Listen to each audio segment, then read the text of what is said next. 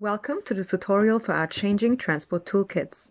They're meant to guide practitioners like you in the development of low-carbon transport projects with lots of useful guidance and examples from GIZ and other organizations. Let us show you how the toolkits work.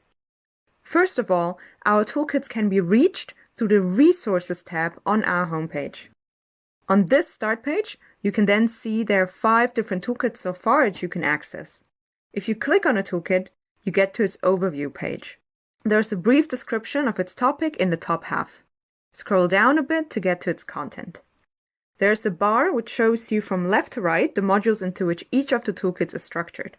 Below the bar, you are shown a set of tiles. Each tile stands for one or sometimes several guidance documents. Yet, let's first look into the modules. Every toolkit starts with a general information module.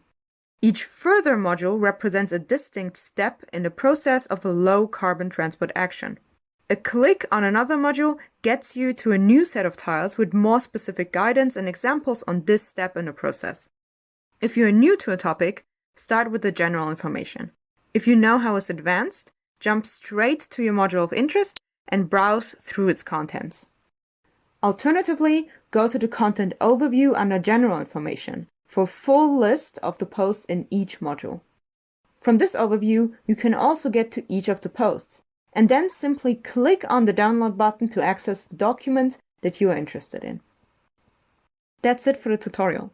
Thank you for watching. I hope you now have a good understanding of what these toolkits offer and how to access them.